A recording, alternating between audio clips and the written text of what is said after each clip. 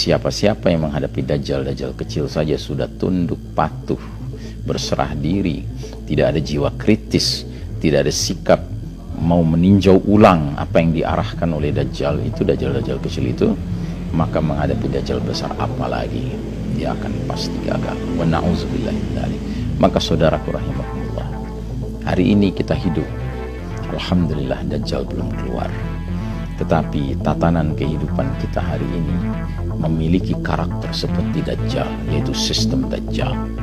Dan sistem dunia hari ini yang lebih pantas disebut sistem dajjal, ya, ini adalah sistem yang merasa dirinya bisa menentukan segala-galanya. Sampai hidup matinya manusia dia yang bisa menentukan.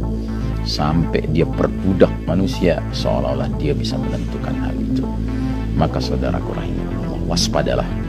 Di era sistem dajjal ini banyak sekali program-program, rancangan-rancangan mereka yang minimal ingin menentukan hak, menghidupkan, mematikan seseorang, maksimalnya bahkan memperbudak manusia dengan kecanggihan teknologi yang makin hari makin mereka kuasai dan makin mereka manipulasi sebagai alat untuk controlling the whole world population, yang mengontrol segenap populasi penduduk planet bumi ini.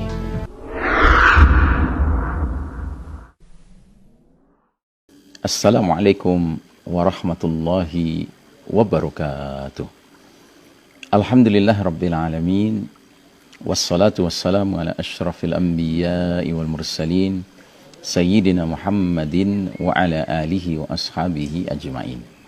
Faqala Allah ta'ala fi kitabihil karim ba'da a'udzu billahi minasyaitonir rajim, ya ayyuhalladzina amanu taqullaha haqqa tuqatih wa la tamutunna illa wa antum muslimun. وقال تعالى في آية أخرى وإذا قرأت القرآن جعلنا بينك وبين الذين لا يؤمنون بالآخرة حجابا مستورا. أما بعد. Dalam kesempatan yang baik ini kami akan mengutip salah satu alamatus sa'ah, tanda akhir zaman, tanda kiamat, yang termasuk sangat amat penting untuk difahami, yaitu berkenaan dengan salah satu dari 10 alamatul kubra, 10 tanda-tanda besar, yaitu soal fitnah ad-dajjal. Yang pertama dari Hisham bin Amir al-Ansari radhiyallahu anhu, ia berkata, aku mendengar Rasulullah sallallahu alaihi wasallam bersabda, ma baina khalqi adama ila qiyamis sa'ati khalqun akbaru minad dajjal. Di antara penciptaan Adam sampai terjadinya hari kiamat, tidak ada ciptaan yang fitnahnya lebih besar daripada Dajjal. Sementara dari Hudzaifah radhiyallahu anhu, ia berkata, Dajjal disebut-sebut di dekat Rasulullah sallallahu alaihi wasallam. Maka Nabi bersabda, la ana la fitnatu ba'dikum akhwafu indi min fitnatid dajjal. Walan yanjuwa ahadun mimma qablaha illa naja minha. Wama suni'at fitnatun mundu kanatid dunya saghiratun wala kabiratun illa tattadi'u li fitnatid dajjal.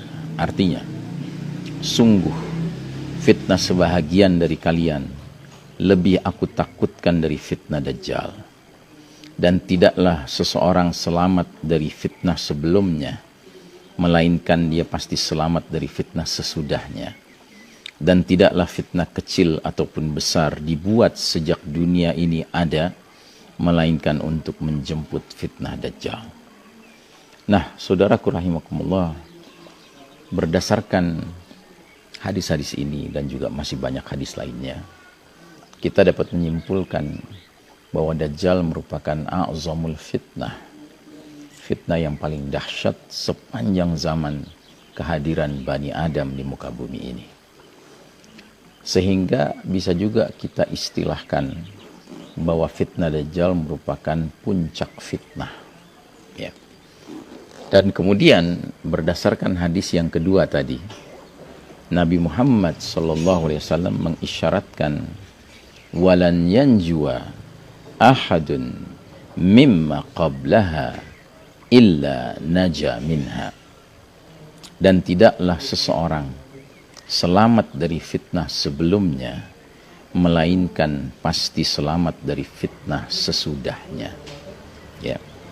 Jadi kalau kita umpamakan fitnah-fitnah yang hadir khususnya di akhir zaman menjelang fitnah Dajjal datang atau hadir atau keluar, maka perumpamaan rangkaian fitnah-fitnah sebelum Dajjal itu laksana gunung yang makin lama makin menanjak, makin meningkat, ya. Jadi gunung fitnah di akhir zaman. Dan Nabi memberikan jaminan, barang siapa yang selamat dari fitnah sebelumnya, niscaya dia akan selamat menghadapi fitnah sesudahnya.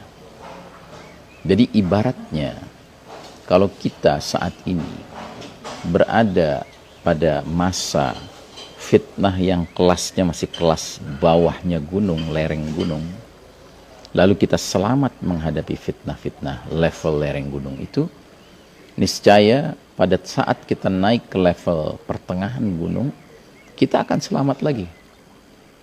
Dan begitu pula seterusnya, selamat di level pertengahan gunung akan selamat di level bagian atas gunung.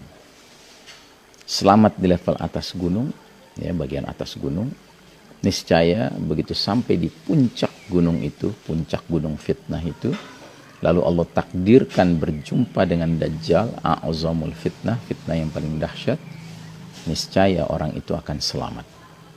Karena dia menghadapi yang sebelum-sebelumnya selamat, maka dia akan selamat terus. Dan kita bisa simpulkan sebaliknya. Barang siapa yang menghadapi fitnah pada level masih di bagian bawah gunung, dia sudah gagal, dia sudah terpuruk, dia sudah terjerembab dalam fitnah itu, maka jangan harap di level pertengahan gunung dia akan bisa selamat. Karena pada level pertengahan gunung fitnahnya lebih berat daripada fitnah di awal. Dan kalau dia sudah terjerembab lagi di level pertengahan gunung, dia akan lebih terjerembab lagi di level atas gunung. Dan yang paling mengerikan, ketika dia di level atas gunung terjerembab, kalah dengan fitnah itu, maka ketika dia harus sampai di puncak gunung fitnah, lalu Allah takdirkan dia berjumpa dengan fitnah yang paling dahsyat atau puncak fitnah, yaitu Dajjal, maka dia pasti akan gagal menghadapi Dajjal. Ketika Dajjal menyatakan ana rabbukum, aku Rabb kalian, dia pasti akan turut mengakui, mengimani bahwa Dajjal adalah Rabbnya. Anta Rabbuna, engkaulah Rabb kami, maka tolonglah kami. Tapi sebaliknya, mereka-mereka yang menghadapi fitnah-fitnah sebelumnya berhasil sabar, istiqomah di atas siratul mustaqim, di atas tariqul haq, jalan yang benar, maka niscaya menghadapi fitnah-fitnah selanjutnya dia akan sukses.